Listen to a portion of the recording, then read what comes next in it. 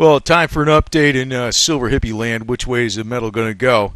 I was looking at some stuff by Citibank, and it was doing a lot of predictions on various commodities out there. And, Citibank Group, they don't think silver's going to do that good. I don't know. I disagree. I'll say why. But, they did say something I do agree with, though. They say that they think platinum and palladium are going to do very well. And, considering that platinum is below the price of gold, and they had these strikes, and they actually had confrontations with between the police and the strikers, where the police used machine guns on the strikers. Then they had a compromise, went back to work. Then they had an illegal strike. Then they fired all those workers. So I'm thinking, I don't see how platinum and palladium and even gold is actually, gold is actually mined in other places, but South Africa, that's a good percentage of where platinum and palladium comes out of. So I can't see how they could possibly be keeping up with demand just off of that. But on top of that, we have a record world demand for platinum and palladium, and stuff is coming out of stockpiles. Yet the price is sitting pretty flat. It's not really doing that great. It doesn't make any sense. That's the thing with fundamentals sometimes. I think there's a conspiracy, but I don't know. Who the hell knows, really? Really, it's tough to call, but sometimes things have a way of catching up with each other. And this is a really, really long-range silver chart going all the way back to 2005, right? It's a monthly chart, and it's on a logarithmic scale. But, I want to point something out. The logarithmic scale is actually something more to look more closely at. But when silver takes off again, if you extended this line out, maybe a few years from now, very easily it's going to be well into the few $100s of an ounce. It's definitely going to go in that range. I can make arguments one way or the other, but if you start connecting these lines, it will actually go way into the hundreds of dollars of an ounce. And it has a way, these actual charts have a way of catching up and performing exactly to the theory a lot of times. And looking at them in a logarithmic scale over a longer period of time, going all the way back to 2008 when we had a peak in silver way back then. It's quite a ways back. It's like over 4 years ago, 4.5 years ago. We've had a long correction period right now. And, the word is, and it's real common sense through mainstream media and everybody else, there really is not going to be a fiscal cliff in a way that everything's going to stop. They're going to stop spending in the government. They're going to let the tax cuts expire and all this type of stuff. They're going to extend them. They're arbitrary type things. Now, the reason they put this mandatory thing in there in the first place with the fiscal cliff was to appease rating agencies like Moody's. So just figure it out. What's going to happen? What's going to happen, really? Figure it out. It's simple as like 101 economics right to the max. The rating agencies are going to downgrade U.S. debt. I mean, just last week, France's debt got downgraded a notch from AAA to AA+. The more they keep downgrading debts across the world, the more we're going to see gold go up in the precious metals in a flight to those types of things for safety. Temporary safety, but it's got at least a few more years to go. I'm going to show you something interesting on Kitco today. Dow Jones. Boy, this is an error. They must be forgetting a 1 or something in front of here. It's 2,973 points instead of 12,000. I guess it should be 12,937 points. It must be some type of error over there. But, if things go down, they're not going to go down to like 2,000. But 10,000, I don't know. That could be. That could be at one point. But I am not leaning towards gold, silver, platinum, and palladium going, well, maybe a little bit on the industrial precious metals, but considering platinum and palladium are in shortage right now, I don't really see them going down that much, even if there was a crash in the markets. This is simple. I mean, I'm not saying nothing earth-shattering here, but just follow my logic that it's the most solid thing going. What happened in 2011, August 2011, when gold hit its record high of like 1921, or maybe it was September 6th, it hit around 1921. In August, they had the market crash, right? And gold went up to like over 1900, pulled back a little bit, and hit, I think, 1921 in the first week of September. What happened? Had oil crashed and the equities crashed and the Nasdaq crashed and the Dow crashed, right? But not gold, not gold. And why did it crash? Because of budget concerns and the downgrading of the debt by the S&P, right? I think this is the scenario that's going to play out. So I mean, really, the Dow going down, what the hell does that have to do with gold? Really nothing. It's going to be the opposite of what's going to happen with gold. And I'm just saying, by exactly the same type of conditions that happened back in August of 2011 and the first week of September 2011. That's the same exact conditions that are going to happen again. But it's pretty much 101 economics. But I just got to say it over again, because what the hell you really think is going to happen, right? Now, as far as something else I want to bring up, I hear a lot of stuff about, problems in the West that the government's taking over. They're getting more harsh and heavy-handed, and they're restricting everybody's freedoms. Well, I want to point out something about China. In China, they could throw you in labor camp prison for up to 4 years without charges. And they execute people for, like, little stuff, too. They just, like kill them, They do. They're not cool, right? Well, we got one thing out here, and I'm just going to post this link. This is off of a nice, cool site out there. It's defensedistributed.com. You can print your own gun. Now, in the case of the AR-15, you got the lower receiver, and it's got a little thing here. I'm gonna post this link. Hey, if you got a printer, maybe a couple years from now, you can get a printer in Walmart for like a few $100 and print up lower receivers and make subsonic Beowulf 50 cals and BMG 50 cal on the upper receiver, and 7.6 the 6.5 millimeter Grendel round and stuff like that. So you can make a lot of cool stuff with this thing. So, but I'm a person that I was into guns kind of like, I don't really think nothing of it. It's like a tool, I don't think of it like gangland or anything like that. I just think of it as a tool.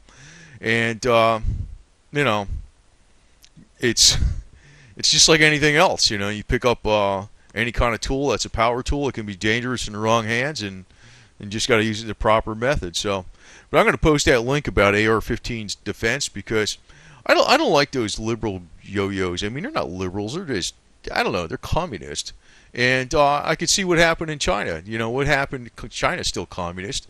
I mean, the way they make products and they beat the West in labor cost is they throw people in prison over bullshit, and they can keep them there for 4 years and work them to death, and without any charges on them. Well, in that case, you need a gun. I'm telling you right now. I just hope it doesn't come to that kind of deal, but that's bullshit, So maybe in China they can go print some up there too, and have a little revolution and get out of the doldrums and have a nice economy that isn't run for the oligarchy and the communists on the top, So anyway, just to sum it up with silver and gold, first off, there's another thing out there by Clive Mond. He's got something out there that's showing he thinks silver's going to go up to about $70 an ounce in pretty short order over the next several months. I'd like to see that, but I'm thinking the next real hard point where, say, it hits a roof on silver, it's going to be between 67 and 75. But consider how long it's been sitting in the doldrums, and I think the potential for silver, not in real dollars, but in inflationary dollars, is going to be hundreds of dollars an ounce easy. And that's because gasoline's going to cost you like $25 a gallon and stuff like that. So you're going to need to have hundreds of dollars an ounce in silver, just to survive. But that's a few years down the road. That actually is going to happen. So just hang on. Just hang on. It's a slow game. I don't really think about it. I just got the junk, and I'm waiting for the sky to fall down. But it ain't going to fall down that fast, because the U.S. has the global reserve currency. It's not going to be like the Weimar Republic. That's a bunch of BS, too. It's not going to fall apart that fast.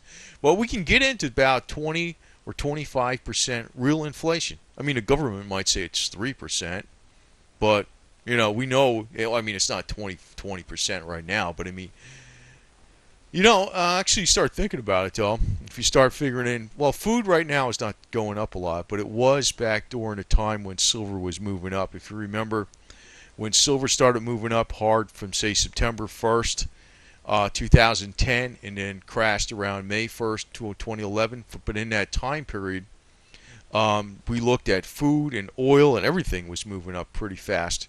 So when silver does finally take off, you're going to need that as a hedge against inflation big time.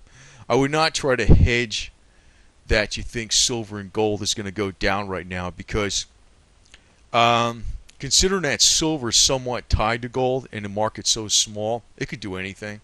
It really could. I would just advise to try to stay out of any kind of leverage funds in the metals right now because the direction is kind of uncertain. But I'm thinking the direction is up. I really tend to think the direction is up. So, you know, it's just a matter of holding on to either ETFs or physical metals, preferably more physical metals. But it's a longer term hold, and I would not sell any silver till it breaks a new record, at least till it gets over 50. And that may happen a lot quicker than you think. I was pointing out yesterday in a controversial video with Israel and Hamas and Gaza and everything, and actually my point was not to get political on that, but my point was to just point out that my point was to show that tensions in the Middle East are definitely on the rise, and it's not going to end. The reason they had to cease fire with Israel was Israel agreed to it is that because Obama agreed to put troops in Sinai, U.S. troops in Sinai. So I don't see this ending for a while, and I see what Israel's doing. They're trying to secure their immediate areas first, and then they're going to go after Iran, piecemeal, one place at a time. They bomb Sudan and all this stuff. So I know a lot of people start commenting like, I'm not even getting in on that subject. I'm just saying that looks to me like a sure bet that tensions in the Middle East are going to keep going up, which is very bullish for gold, silver, and oil. So I would not try to like hedge bets, and buy puts and stuff like this because I don't think the fiscal cliff is going to occur. It's going to be the fiscal extension of the cliff. That's what's going to happen. And you know what happened like the last time when they weren't ironing out their budgets? They downgraded the debt. Now Moody's has threatened to do that. I think they're going to do it. And if the United States gets embroiled in a war, guess what happens? There's more money going out the window too, right? So, pretty good bet on the metals. And long range with inflation, not real dollars. I mean, in real dollars, silver's not going to. But inflationary dollars, it can go a lot higher. But it ain't going to go to Wehrmacht Republic inflation. But when you start getting up to like 20 to 25% inflation in certain commodities, maybe going up 50%, damn, man, I'm going to say right now, that's going to put the middle class in a hurt locker if you don't have silver and gold. So Lindsey Williams is right in the long run, and the rest of them are right in the long run. And my just looking back at economic trends and what happened in the Middle East, and when there's always tension in the Middle East, silver, gold, and oil fly. And from what's going on in Gaza right now, the ceasefire is only agreed to because they're bringing in troops, the U.S. troops into the Sinai. So it's not going to end. So you can see what the trend is in gold, silver, and oil on the way up. But also, I want you to call some attention to the printing a gun down here. My link I'm going to post down here. I don't know when the hell this is actually going to come out. They say that's illegal, so I don't know if it's illegal or not, but the information is not illegal. But, if it comes down to like, when you have to go, the United States gets more like China where you go to prison for with no charges, which, they got all these things out now. Supposedly they can charge you and not charge you and apprehend you and all this kind of crap, and they put you in labor camps up to 4 years. I don't know. To me, that sounds like get out your printers, Anyway, that's my update. So, direction of silver as the girl is looking over her shoulder looks upward. That's what I'm saying. Upward.